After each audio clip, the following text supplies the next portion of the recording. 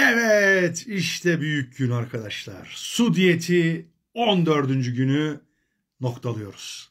Allah'a şükürler olsun. Bu videoyu benim gibi birçok insanın sabırsızla beklediğini biliyorum. Neden mi?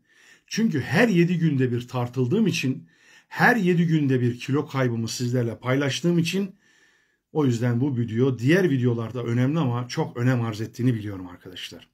Hiç bu videoyu uzatmayacağım. Su diyetinde bugün günlük ne yaptım hiç konuşmayacağım. Hemen rakamlara geçelim sevgili dostlar. Biliyorsunuz 14 gün önce su diyetine başladığımda boy 1.85, kilo 146 kilo 300 gramdı. Boy 1.85 olarak ilan etmiştik. Bayağı kilomuz vardı. Ve ilk 7 günün sonuna geldiğimde o videolara bakabilirsiniz. Orada çok detaylı anlatmıştım. Tam tamına 7 günde 6,5 kilo vermiştim arkadaşlar. Gerçekten ben bile hayret etmiştim. Ve o zaman indiğim kilo 139 kilo 800 gramdı arkadaşlar. Ama şimdi bir 7 günü daha bitirdik. Bir alkış, bir maşallah alırım. İkinci 7. günde toplam 4 kilo daha verdim arkadaşlar. Yani toplamda 10,5, kabaca 11 kilo, 135 kilo 900 grama düştüm. Bu konuda benim vereceğim ikinci hafta kilo tahminlerini bilenleri yorumlara bekliyorum. Daha fazla vereceğimi ummuş olup da hayal kırıklığına uğrayanlara da güzel bir haberim var. Takdir edersiniz ki ilk diyete başladığınızda bu hangi diyet olursa olsun önce vücut şu şekerden ve tuzdan oluşan biriken ödemi atıyor.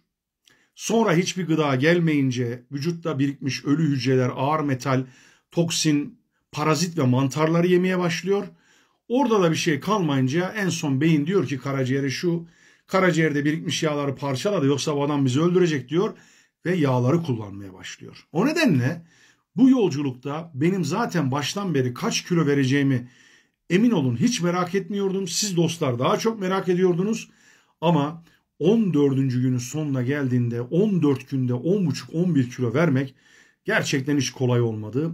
Başımız döndü, halsiz hissettik, yorgun hissettik, açlık krizleri oldu, baş ağrıları oldu ama şu an bunlardan hiçbir eser kalmadı.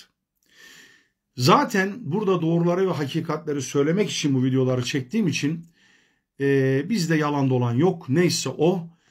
Su diyetine benim videolarım aracılığıyla başlayan bütün dostlarıma, kardeşlerime de sabır ve yüksek irade diliyorum.